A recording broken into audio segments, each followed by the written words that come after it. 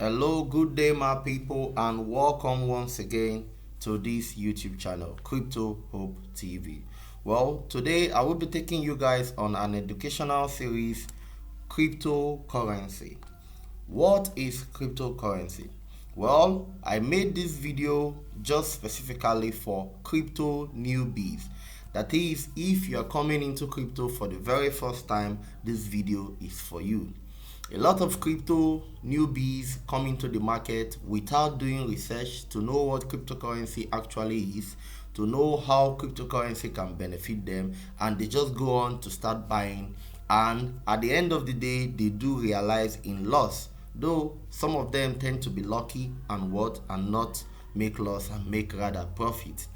But then I will be taking you on a series. Today is the first video on cryptocurrency, the history and everything you need to know about cryptocurrency. Let's get to it. If you have not clicked the subscribe button, click it because we are going to be dropping a series of videos on cryptocurrency. So cryptocurrency is a digital currency used on the internet. For what? For buying of goods and services online. So some persons will actually say that cryptocurrency is what? Is the internet money, of which they are not lying. Is the money used on the internet for what? For exchange of goods, services, for paying of what? Service. So when somebody renders a service for you, you could actually pay the person using cryptocurrency.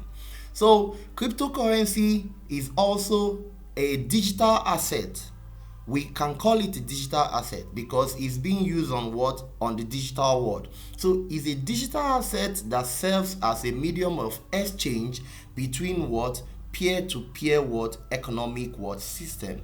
That is, across individuals from different places in the world, you can actually what? Use cryptocurrency and what? Run transactions. Now you can do this without knowing the next person you are sending the money to.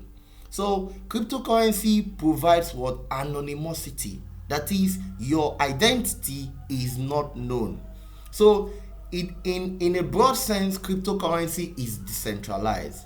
So it was created to help fight off the centralized system of government, whereby the government are the ones in control of what? The monetary system and the monetary policies whatsoever. But cryptocurrency is decentralized. That means you are the one in control of whatsoever you do on what? On the internet space with your money. Now, cryptocurrency is a form of digital cash that allows individuals to exchange value. That means you can actually send your Bitcoin or your Ethereum or your Litecoin, Dogecoin or Shiba Inu to another individual in another place and receive dollar or receive euro, pounds, you understand? So you can actually use it to exchange value on the internet. These are among one of the definitions of cryptocurrency. So it can be used as a medium of exchange and it can also be used to exchange value on the digital space. Now, there is a reason why it is called cryptocurrency. A lot of you just know, okay, cryptocurrency, that's all. It is a combination of cryptography and currency. When you talk about cryptography there, I won't be going into the programming details. I will just give you a little breakdown. The cryptography there has to do with the technology, which is the blockchain technology, which helps in processing transactions. Now, the blockchain technology makes it anonymous, makes it secure, programmable, distributed, time-stamped. You understand? And also, all network participants agree to the validity of each of the record. So, cryptocurrency as a whole is divided into two: the blockchain, which is the security, and the currency, which is used for what? For payment. So this is because cryptocurrency makes extensive and critical use of cryptographic technique to secure the transactions between users or customers at large, which means we don't need any government to come and start securing or checking if the transaction went through. We don't need any bank. We need nobody. As far as we have blockchain technology, the cryptographic technique used to secure these transactions that go on the cryptocurrency network, we don't need any form of centralized authority. Now, Along the line, there have been some merits of cryptocurrency. There have been so many advantages that cryptocurrency bring to the world. Though cryptocurrency's primary function is to serve as the electronic cash that is not owned by one party, it is unique for so many reasons, of which I have listed below. 1. Protection from inflation. Now, due to the limited amount of some cryptocurrency in circulation, it prevents the surge in prices of commodity. Once the demand for the coin increases, preventing inflation, unlike what we see in our local fiat currencies, that new money is minted. Now, talk about America. America currently, they are battling with inflation. Why? Because the US government actually minted new cash. And because of the new cash that was printed into circulation, it led to what? Increased supply of the cash at hand. Now, it made what? It made goods and services very high. The prices of goods and services became very high. So, cryptocurrency helps to defeat this, because each cryptocurrency to some extent are limited, not even to some extent, like Bitcoin. Take for example Bitcoin. Only 21 million Bitcoin was created, and only 21 million will ever exist. So no matter what happens, it can't increase to 21 million 50. It's limited, and because it's limited, it protects what? The customers, or it protects the users from battling with inflation, because due to the high demand in those cryptocurrency like Bitcoin, it lead to what? Increase in the price of Bitcoin. And when the price of Bitcoin increases, you could actually buy things at cheaper rates, because you are not making any loss, rather you are making profit. It also leads to reduced transaction fees. Cryptocurrencies is used for the transfer of money across individuals around the globe, and it requires a reduced fee, which is most time around $0 to $10, and when compared to local transfer across international and local bank, the prices vary. Now, before, in the olden days, or let me say about 10-20 years ago, for you to send money across different countries, that's intercontinental transfer of cash, it takes time, one, and the transaction fee usually is much. Now, cryptocurrency defeats this purpose, because the transaction fees for each money you want to move across each country, across among different individuals, you don't spend above $0 to $10. So this is one of the beautiful purpose of Bitcoin, of cryptocurrency, because of the reduced transaction fee. Then we'll talk about the fast transfer. Like I've said before sometimes you could stay for about 2-3 days for you to receive. That's 20 years ago, for you to receive a money your brother or your family member or your business worker sent for you from another country. But Bitcoin and cryptocurrency defeats this purpose, because with just a click and in less than 30 minutes, your money that has been sent to you via your cryptocurrency would be received in your wallet in less than 30 minutes. So because of the fast transaction, or the fast transfer that do occur in cryptocurrency, a lot of users are beginning to accept cryptocurrency as means of payment, so that whenever their customers want to buy something, in no distant time they tend to receive their money and they have exchanged the goods to the customer. Then also decentralized.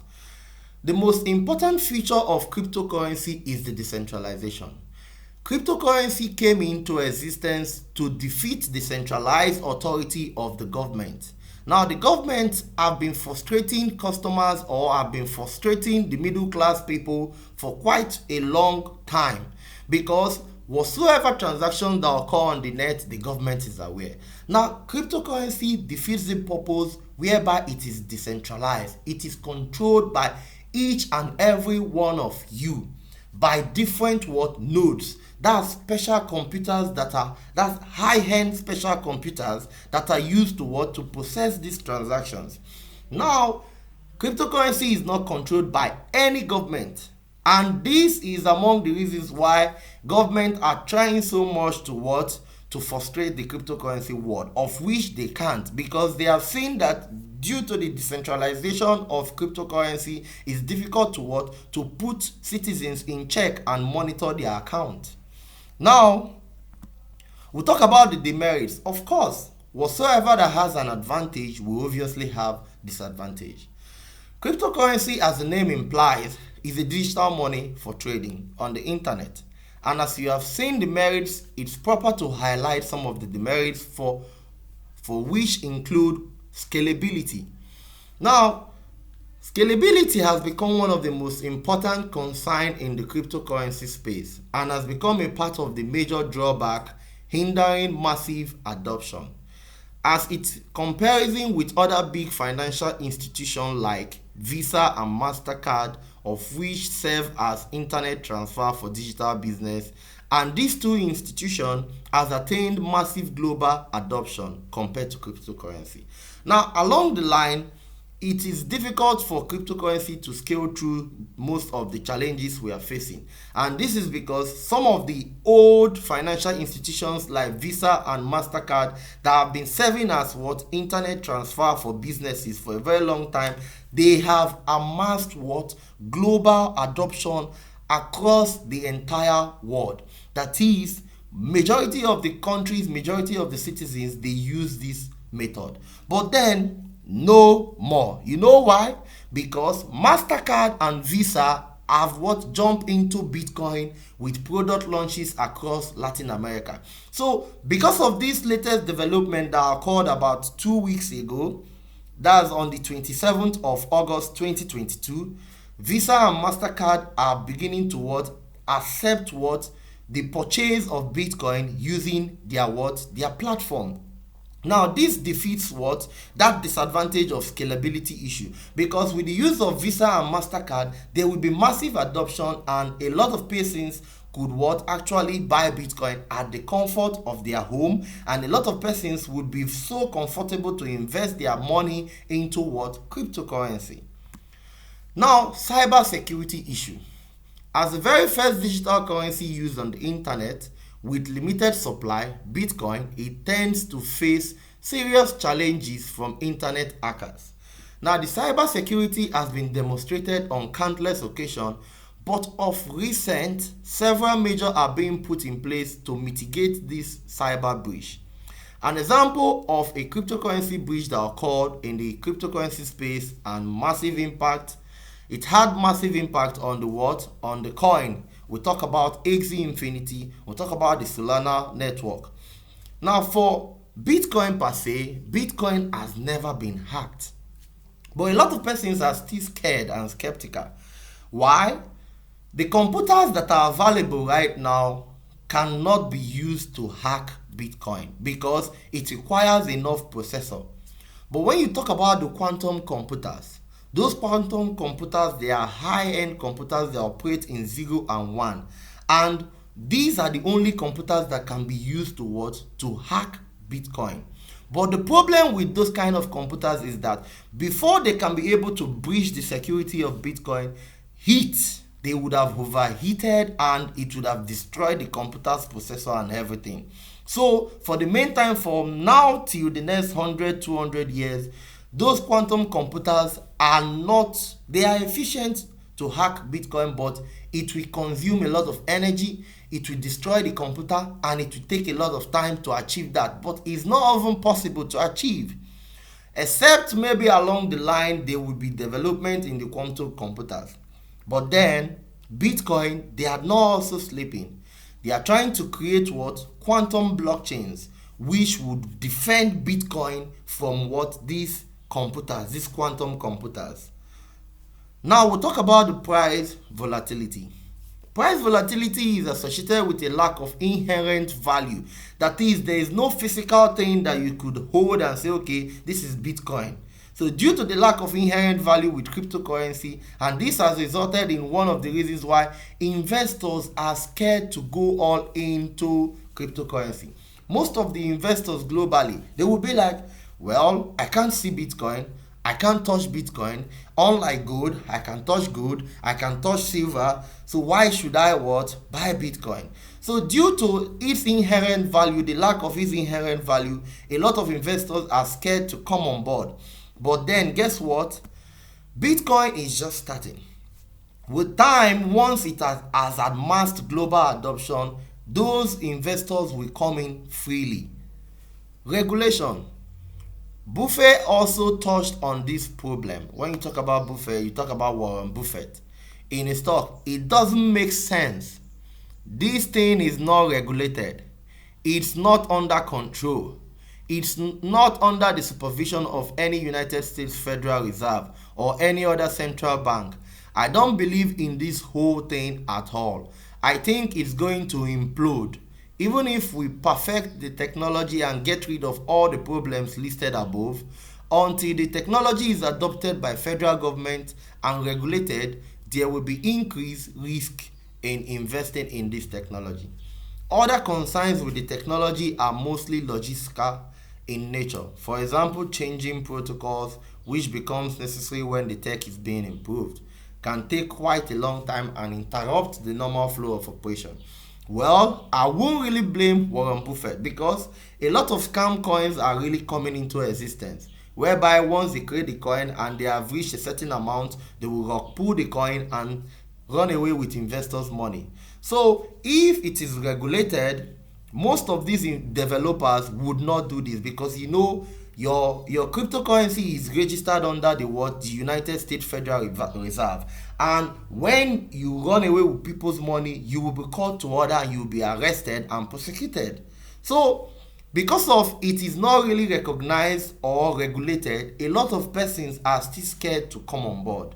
But I believe with time there will be minor regulation, but it won't defeat the purpose of decentralization, because the whole existence of cryptocurrency is for what? Decentralization. It has to be decentralized, though it will be regulated to at least protect different citizens and different investors from losing their hard-earned money. Now, who invented cryptocurrency? This is among the reasons why it is difficult to regulate what? Cryptocurrency. Because nobody knows who invented it. Nobody has seen him. Nobody knows his whereabouts. All we have been hearing is what? Rumors. But the only name we know about is Satoshi Nakamoto. Date of birth unknown. The only thing we know is the creator of Bitcoin. Now, his true identity has never been revealed. There have been a handful of attempts at digital cash scheme over the years, but the first of the cryptocurrencies was Bitcoin, which was released in 2009. It was created by a person or group of people using the pseudonym Satoshi Nakamoto. To this day, their true identity remains unknown. So nobody has heard or seen or even know the whereabouts of what? The people or the group of persons who created what? Bitcoin. We only know Satoshi Nakamoto is the name associated with what? Bitcoin. And because of this, the unit of Bitcoin is in what? Satoshi. This was the first mail he sent. He sent this mail Friday, October 31st, 2008. I have been working on a new electronic cash system that's fully peer-to-peer with no trusted third party. The paper is available at this. So he dropped a link to the white paper, which is the first white paper in the cryptocurrency world, for all to read and what? Understand and decide whether to go in or not. Now, Bitcoin, a peer-to-peer electronic cash system. Satoshi Nakamoto released this mail for the world to see. This was in October, and that was 2008. And 2009, Bitcoin went live. The very first thing that Bitcoin was used to purchase, that's why we celebrate it. Bitcoin Pizza Day. Back in 2010, few people involved imagined that Bitcoin would spawn $1 trillion market cap, nor did they know that May 22nd would forever be celebrated as Bitcoin Pizza Day. Now, since then, Bitcoin being used to pay for everything from cup of coffee to holidays to luxury to paying for hotel, to paying for flight, to paying for stadium ticket. A lot of things has been happening. A lot of use cases has been coming on board ever since the very first use case was what launched, which was May 22nd. Now, his name, Han Years. Han Years makes the first what? Real world Bitcoin transaction, whereby he bought two pizza for 10,000 Bitcoin. So every May 22nd, we all, the cryptocurrency community, we come together to celebrate that day as an appreciation, a token of our appreciation, our heart, our love towards him for making the world realize that you could actually use Bitcoin to buy and sell things. So these are some of the histories around Bitcoin. October 2008, Satoshi Nakamoto releases the white paper. That's October 31st. January 2009, Satoshi Nakamoto creates 50 Bitcoin and transfers 10 to Hal Finney, an early Bitcoin adopter. May 22nd, the first day where people used Bitcoin to buy what? Pizza. July 2010, Bitcoin starts trading. By the end of the year, one Bitcoin was worth around 80 cents. So, in October 2011, Litecoin, one of the first altcoin, when you hear the word altcoin, as a new Bitcoin, a cryptocurrency enthusiast, or a new individual who is learning cryptocurrency, you are going to come across several terms, of which I'm still going to teach you. Like I told you, this is a series. So if you have not yet subscribed to this YouTube channel, I would advise you do. Now, the word altcoin means alternative coins. Bitcoin is the first cryptocurrency. Every other cryptocurrency are called alternative coins. So in October 2013, Silk Road, a kind of black market platform that relied on cryptocurrency, was shut down by FBI. So this is among the reasons why cryptocurrency is decentralized, because we don't want the government coming to exercise the authority on us. Now, one of the countries, El Salvador, became the first country in the world to use Bitcoin as legal tender after having been adopted as such by the Legislative Assembly of El Salvador in 2021. It has been promoted by Nayib Bukele, the president of El Salvador, who claimed that it would improve the economy by making banking easier for Salvadorans and that it would encourage foreign investment. So these and others are among the reasons why I tell you we are still early in the adoption phase of Bitcoin. As you can see, this is a graph of how other platforms and other technologies were adopted over the years and the spike that occurred. Now, if you check very well, you will see this is underneath is years since product invented, and by the left you see percent penetration in US. Now, when you check, Bitcoin started 2009, we are in 22, and that's 13 years. So if you check very well from this graph, you will see we are still early.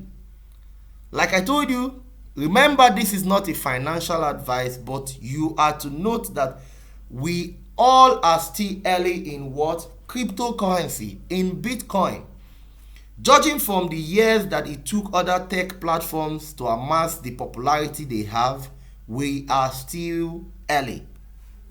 So do with this information what you wish and do your own research.